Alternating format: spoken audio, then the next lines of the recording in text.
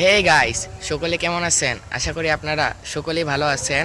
আজকে আমি বর্তমানে রয়েছি দিনাজপুরের ঐতিহ্যবাহী পার্ক জীবনমহলে। জীবনমহলে কি কি জিনিস রয়েছে আজকে আমি আপনাদেরকে এই ভিডিওটির মাধ্যমে সম্পূর্ণ তুলে ধরব। তার আগে কিন্তু আপনাদেরকে একটা কথা অবশ্যই বলে রাখি, ভিডিওটি যদি ভালো লাগে তাহলে কিন্তু অবশ্যই চ্যানেলটিকে লাইক এবং সাবস্ক্রাইব করতে ভুলবেন না।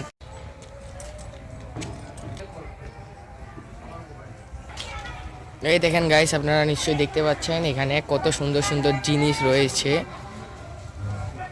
মাটির অনেক হরিণ, বাঘ ইত্যাদি জিনিস রয়েছে। এটি জীবনমহলের আরও একটি গেট, এই পাশ দিয়েও বের হয়ে ঢুকানো যায়। এই দেখতে পাচ্ছেন, এটা হচ্ছে শিশুদের খেলার আর কি। গাইস, আপনারা নিশ্চয়ই সামনে দেখতে পেলেন একটা ভূতের বাড়ি রয়েছে। আমরা সেই ভূতের বাড়িটিতে ঢুকবো। চলুন, ভূতের বাড়িটির ভিতরে কি আছে আপনাদেরকে দেখাবো। চলুন, সাথে থাকুন।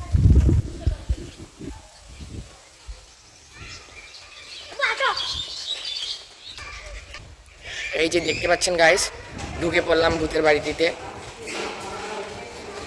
এই যে ঢুকে পড়লাম ভূতের বাড়িটিতে, যাচ্ছি সামনের দিকে, দেখি কি রয়েছে সামনের দিকে।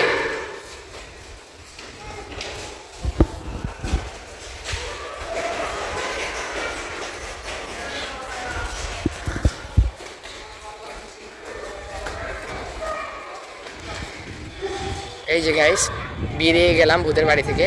ওয়াও, কি চমৎকার! ভূতের বাড়ির এইদিকে আরও একটি বিশাল পার্ক রয়েছে। দেখতে পাচ্ছেন, এখানে দেখতে পাচ্ছেন কিছু মেয়েদের খেলা চলতেছে।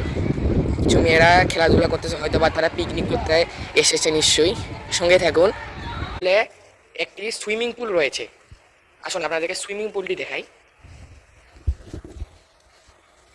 এখানে লেখা আছে প্রবেশ মূল্য 200 টাকা, 3 বছরের কম বয়সী শিশুদের প্রবেশ ফ্রি। ওকে, সুইমিং পুলটি আপনাদেরকে দেখাই।